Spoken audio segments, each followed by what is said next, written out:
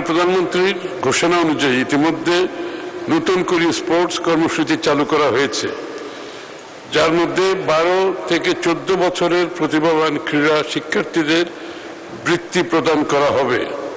এতে football, cricket, kabaddi, athletics, badminton, দাবা, সাঁতার ও মার্শাল আর্ট মোট 8টি খেলা অন্তর্ভুক্ত করা হয়েছে। ক্রীড়াকে শুধু বিনোদন নয়, অর্থনীতির গুরুত্বপূর্ণ খাত হিসেবে গড়ে তুলতে বড় পরিকল্পনা নিয়েছে সরকার। নতুন করে স্পোর্টস কর্মসূচিতে লাখো তরুণ খেলোয়াড়ের অংশগ্রহণে ক্রীড়া ভাতা, স্পোর্টস ভিলেজ নির্মাণ এবং আন্তর্জাতিক ক্রীড়া কূটনীতি জোরদারের মাধ্যমে দেশের ক্রীড়াঙ্গনকে নতুন উচ্চতায় নেওয়ার লক্ষ্য নির্ধারণ হয়েছে। আর আগামী অর্থ বছরে ক্রীড়া খাতে 200 কোটি টাকা বরাদ্দের প্রস্তাব করেছে সরকার।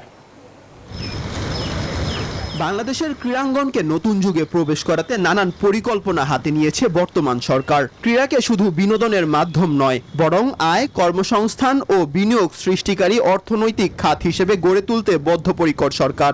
আর তাই 2026-27 অর্থ বছরের বাজেটে ক্রীড়া খাতে 200 কোটি টাকা বরাদ্দের প্রস্তাব করেছে সরকার। সম্পূরক বাজেট এবং এই লক্ষ্য বাস্তবায়নে চালু করা হয়েছে নতুন করে স্পোর্টস কর্মসূচি। 12 থেকে 14 বছর বয়সী প্রতিভাবান ক্রীড়া শিক্ষার্থীদের বৃত্তির আওতায় আনা হবে এই উদ্যোগে। মোট 8টি খেলা অন্তর্ভুক্ত করা হয়েছে কর্মসূচিতে।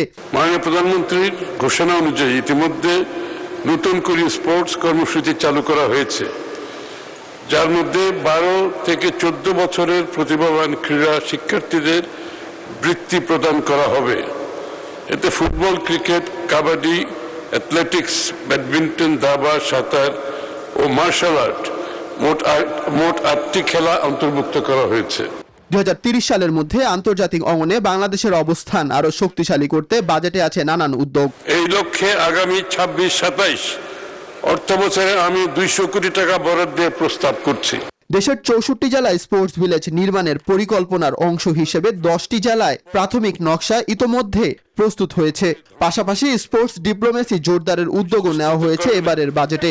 বিভিন্ন পর্যায়ে নিয়মিত ক্রীড়া প্রতিযোগিতা ও টুর্নামেন্ট আয়োজন করা হবে। মাহাদি ইমরান, নিউজ 24।